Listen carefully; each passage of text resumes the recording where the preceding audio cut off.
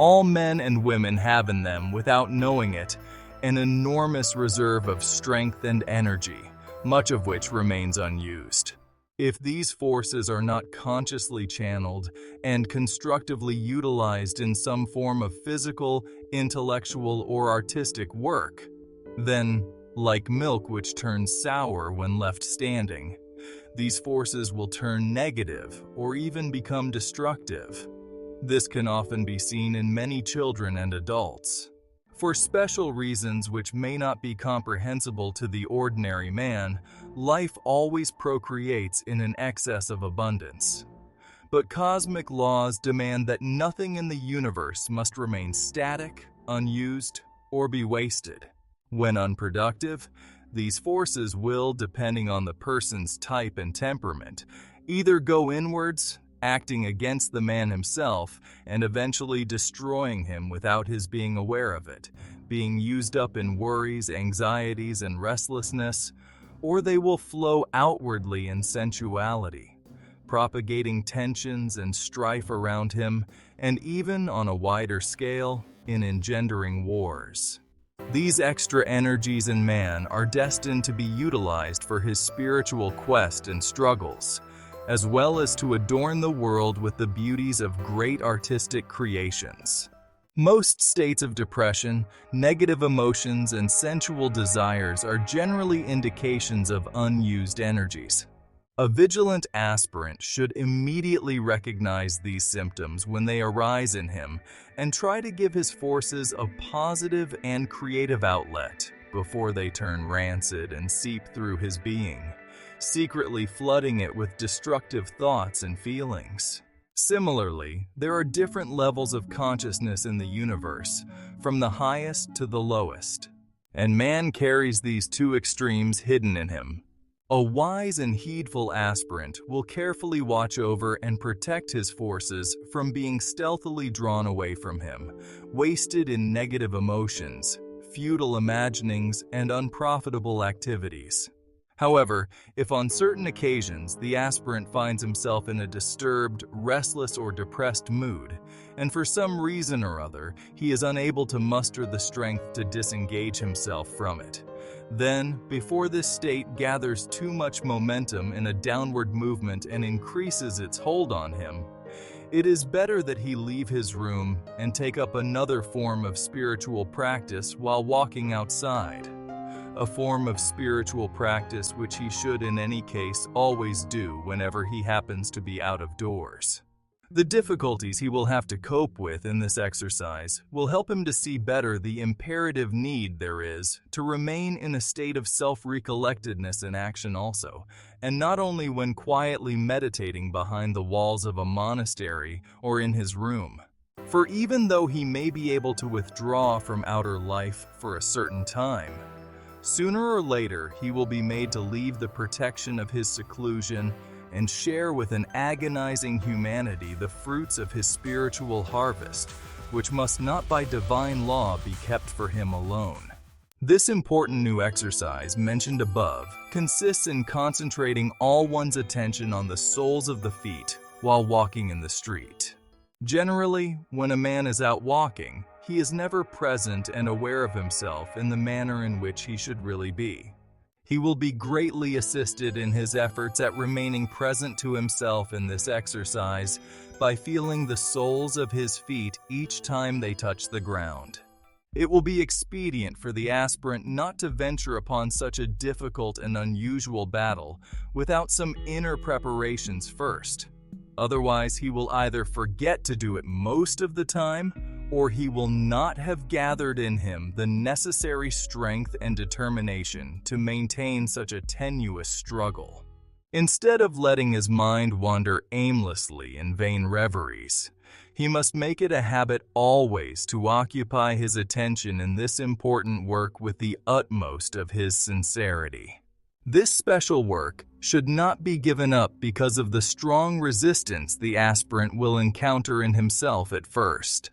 In the beginning of his struggles to stay present, the adept will discover that hardly has he taken a few steps, then, abruptly, and in an unaccountable manner, he becomes absent and dispersed again, completely forgetting about this important spiritual work and his intention to remain concentrated.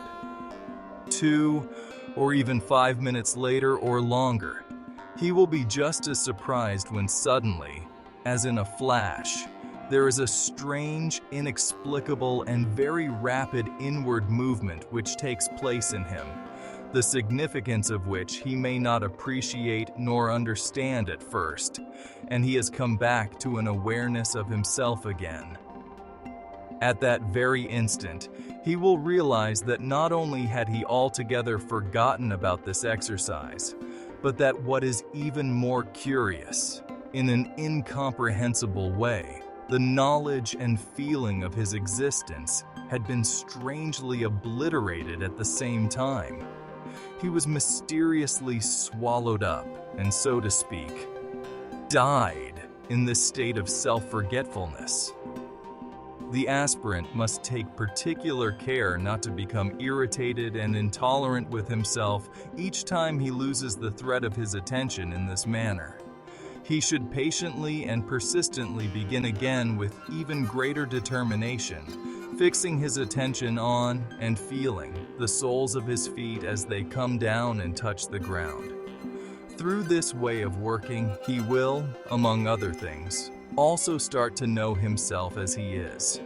He will suddenly notice all his hidden, changing, and contradictory sentiments, his unconscious inclinations to criticize, his desires, tensions, restlessness, and many other things which he otherwise could not have known.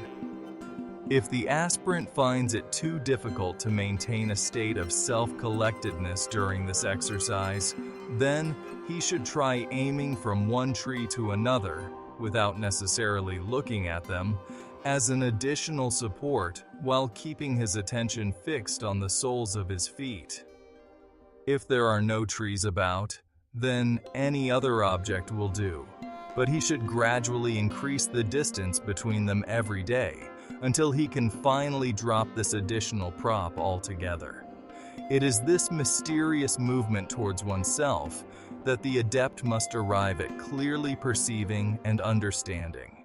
It is this mysterious movement towards oneself that the adept must arrive at clearly perceiving and understanding.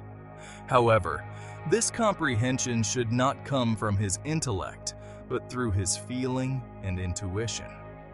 He will not fail to observe afterwards, that is to say, when he recovers the awareness of himself, how every time this state of self-oblivion descends upon and engulfs him, it is characterized by his being once more lost and identified with the ordinary aspect of his nature, made up of endless fantasies, ambitions, frustrations, worries, and impracticable hopes, all of which, like a kaleidoscope, constantly change and replace one another moment by moment. In contrast, every time this sudden inward movement takes place in him, he experiences for a short instant another state of consciousness that does not last long, an unusual, non-implicated state of consciousness which he may miss or not clearly see in the beginning. This inward movement is so narrow at first, and it happens so quickly, that he may not realize its profound meaning and importance without an enlightened teacher to point it out and expound it to him. Nevertheless, as the aspirant keeps losing and regaining this special awareness of himself, he will little by little come to see and understand more and better this strange phenomenon of his disappearance and reappearance. He will begin intuitively to perceive particularly what it was he was lost in the moment before, and to what other state of being he is recalled. He will eventually come to realize that each time this strange and inexplicable movement towards himself takes place, it is like a rebirth, and whenever there is the contrary movement, going outwards and away from himself, it is like a death. He will start to discover how he dies in his habitual state of oblivion at every instant of his life without seeing it. When later, after long practice, he is able to remain aware of himself for longer periods, he will then begin to live, see, and hear differently. From this impersonal higher aspect of his being, he will begin in little flashes at first to see things as they truly are. He will penetrate the feelings of other beings and read mysterious messages in trees, in mountains, and in all other things his eyes happen to settle upon. A man can only live more fully insofar as he is capable of being present and connected to his supreme source. This mysterious, silent, non-implicated spectator in him. Strength grows when utilized wisely and constructively. As one puts it into use, it will increase and reward its owner with yet more strength. Just as when a farmer makes the initial efforts to plow his field and sow some grains of wheat in it, and it enigmatically brings forth a far greater harvest than was originally planted. If the aspirant can arrive at finding in him the necessary force to start making the preliminary efforts of self-awareness, he will be on the path to true understanding. Necessary force to start making the preliminary efforts of self-remembering and begin to live through the higher levels of his consciousness, he will then muster in himself yet more energy to make further efforts and rise to still higher planes of being. In that way, he will by his own strivings aid his spiritual growth and transformation, for no one else can make these efforts on his behalf and work for his redemption, just as no man can take vitality and profit from the food that is eaten and digested by another person. Strength produces more strength when put to use. By working tenaciously for his own enlightenment and salvation, the adept will find his inner power of concentration and capacity for attention expanding. And this will develop in him intuition, insight, and intelligence of a superior order which, when put into action, will continue mysteriously to germinate and augment and give birth to further wisdom on a still higher plane. The more a man does, the more he will be capable of doing, and the less he does, the less he will be able to do. If through his perseverance and ardent efforts, the adept finally attains some degree of enlightenment and realizes the nature of his true being, then whenever moments of self-forgetfulness occur and he suddenly comes back to himself again, remembering, that is, to turn his look inwards to the presence in him of this enigmatic, impartial, and silent spectator, he will invariably find that this mysterious and luminous aspect of his consciousness is always there, ever glowing and lighting up his being with its effulgence. In fact, it has been there unceasingly and has never at any time abandoned him. If on certain occasions he may have thought it was absent, it is only because he himself had turned his gaze away from it and had forgotten it. After some time, the aspirant will be surprised to find on looking back that, paradoxically, even these periods of forgetfulness had their place and meaning in the scheme of things to help him rise to the higher planes of his being.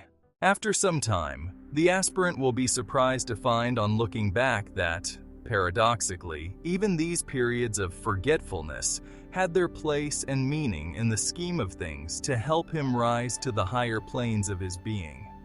For he will not have failed to notice that, apart from the outer problems and pains this self-forgetfulness brings with it, each time he loses the awareness of his existence, and his attention and interest are once more drawn away from him to be wasted in fruitless reveries and activities, he suffers from a terrible emptiness and solitude in the depths of his soul.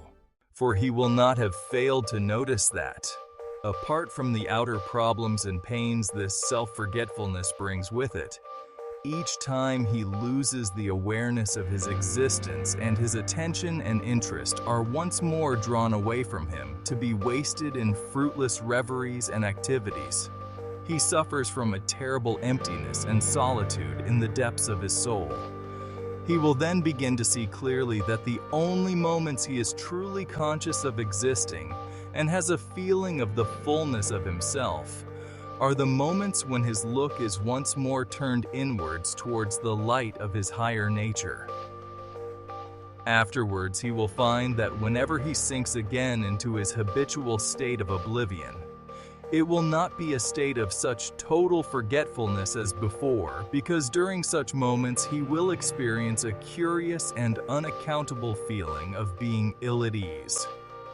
If he is sensitive enough to recognize this condition in him quickly, he can then turn this strange and uncomfortable feeling into yet another means or reminder to disentangle himself from whatever had so uselessly absorbed him, and to turn back forthwith to the awareness of his higher being and true life, dwelling wakefully in the peace of his celestial inner abode. If he is sensitive enough to recognize this condition in him quickly, he can then turn this strange and uncomfortable feeling into yet another means or reminder to disentangle himself from whatever had so uselessly absorbed him, and to turn back forthwith to the awareness of his higher being and true life, dwelling wakefully in the peace of his celestial inner abode.